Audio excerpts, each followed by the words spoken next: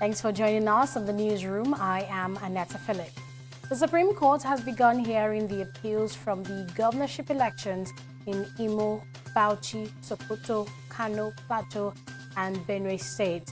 The hearing is ongoing at the Apex Court in Abuja, the Federal Capital Territory.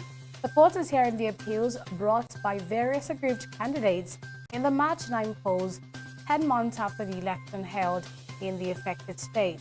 Chief Justice of Nigeria, Tanko Mohammed, is presiding over a 7-man panel hearing the appeal.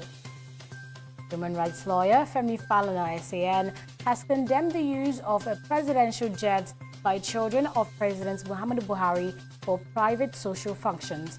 Speaking to newsmen over the weekend, Falana said the children of the president have no right to convert the presidential jets to personal use. Buhari's daughter, Hanan, had used the presidential jets to attend an event in Bauchi State last week, where she was invited to take pictures and make a catalogue of Bauchi arts and culture as part of her pet project. A man said to be mentally deranged has set ablaze another man in the Surulere area of Lagos State. The incident occurred on Wednesday last week, while the police have identified the suspect who committed the crime as Badejo Adewale, according to a statement on Sunday by the Public Relations Officer of the Police Command in Lagos, Bala Olkana. Adewale poured petrol on the victim, after which he set him ablaze. Olkana disclosed that following the complaint, police detectives visited the scene and proceeded to the hospital, where the victim was seen recuperating. The Nigerian Geological Survey Agency, NGSA, has denied claims that an earthquake hit a part of the Federal Capital Territory in Abuja.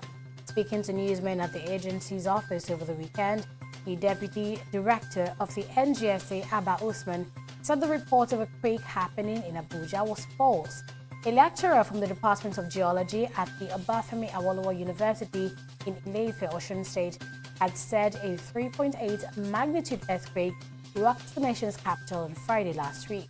But Usman insisted that none of the agency's equipment picked up any seismic activity in Abuja, about 176 kilometers away from the city center. Power distribution companies must be recapitalized for Nigeria's power industry to work. Managing Director of the Transmission Company of Nigeria, Usman Mohammed, said this in the latest Power Wheel interview of the CCN obtained in Abuja on Sunday. He added that they're advocating for the recapitalization of DISCOs in 2020, and when it's accomplished, the power sector will be pushed to sustainable growth and development. The heads of Libya's warring sides will meet in Moscow on Monday to sign a ceasefire deal to end months of heavy fighting. The meeting follows a diplomatic push by Turkey and Russia. The UN-recognized government of the National Accord in Tripoli, headed by Fayez al-Sarraj, has been under attack since April from forces loyal to strongman Khalifa Haftar, who's based in the east of Libya. And in sports, Nigeria will be making yet another attempt at qualifying for the Tokyo 2020 Olympic Games as they battle 33 others in the men and 29 teams in the women categories. The 8 teams which make it to the quarterfinals will qualify for the Tokyo 2020 Olympic Games, while the quarterfinals, semi-finals, and the final matches will not be played.